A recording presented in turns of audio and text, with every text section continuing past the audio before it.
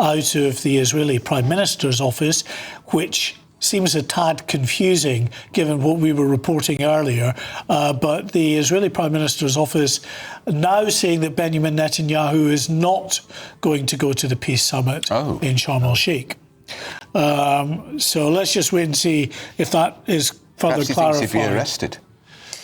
There might be security reasons, but there could be any number of reasons for that. Did Egypt sign up for that international arrest warrant?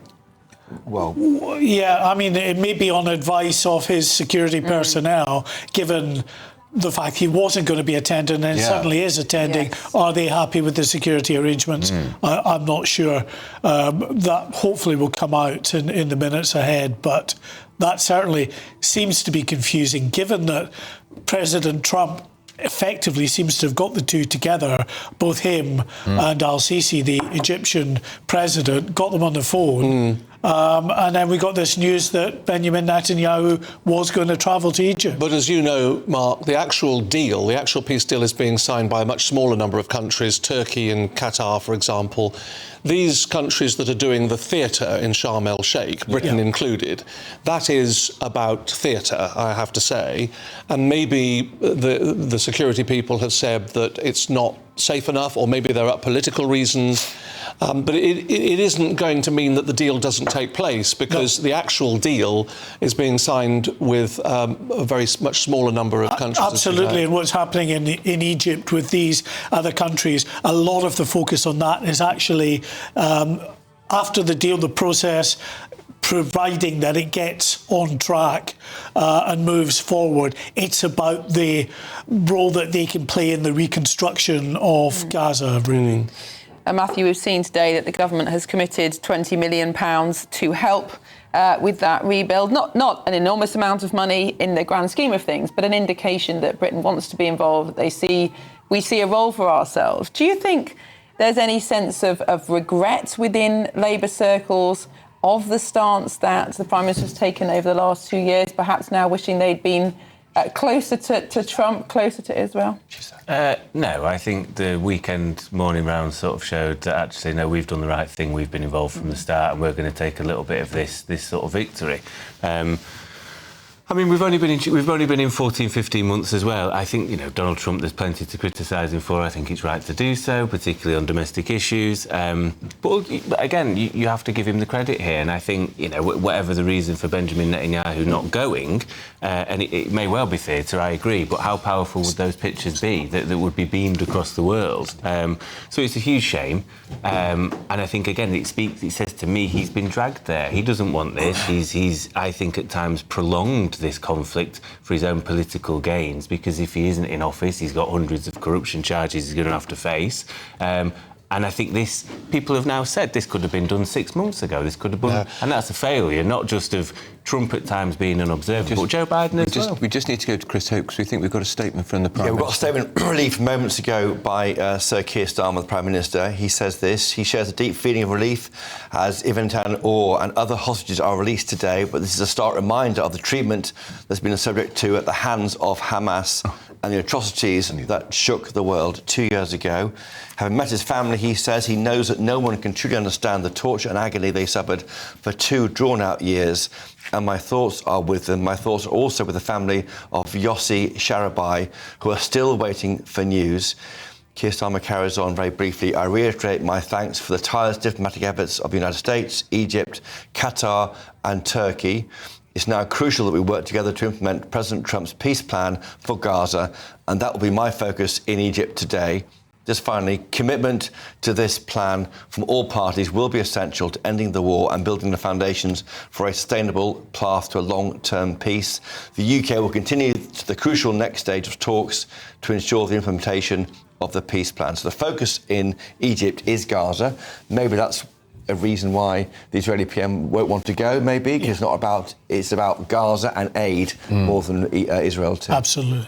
I mean, it might rankle somewhat going over there to Sharm el-Sheikh and shaking hands with people who have not been helpful to Israel, shaking hands with the Prime Minister of Spain and the British Prime Minister, and countries that have been actively hostile to Israel. Countries that want to arrest him. And countries that want to arrest him. So it isn't actually what matters. That is his theatre. It's about President of the United States projecting his world leadership, which is unquestioned. But the actual deal that's been signed between, Qatar and Egypt and Turkey is the key, and Israel is the key one. And talking of leaders, by the way, on our screen there, you see on the right of the picture, sitting on the other side to President Trump.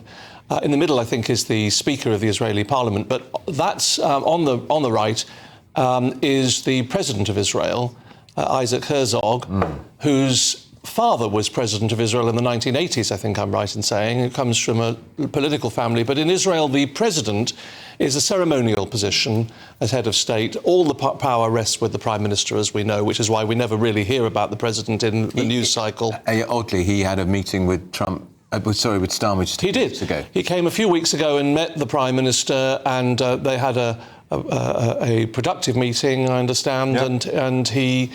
But his position is very much a ceremonial one. He came and met members of the Jewish community in the UK to offer his support to them. He also came on GB News. I met him with Martin. That's right. He yes, came so he did. He came into our studio, which was a man of great discernment and taste. Absolutely right.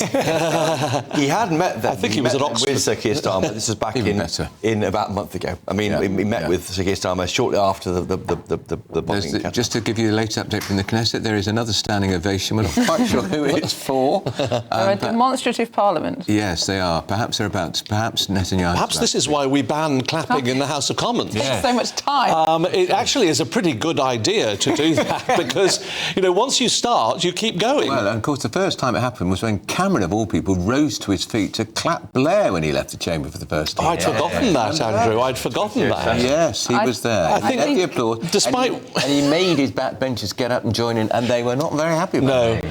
I think despite those aberrations, I think it's a good idea. I would encourage Sir Lindsay Hoyle, Mr. Speaker, to basically stick with it because once you start clapping, then the next person wants to clap for his leader or her leader, and then a bit longer. It ends up like party conference season. That's right. Every line gets a standing ovation. Right. You never get anywhere. That's exactly right. All the columnists and sketch writers dwell on who gets an ovation and who doesn't. You're better off banning it altogether. Exactly. Well, this of all occasions deserves a round of applause. I mean, crumbs. We're just being very British. In the Middle East, people are much more demonstrative about how they...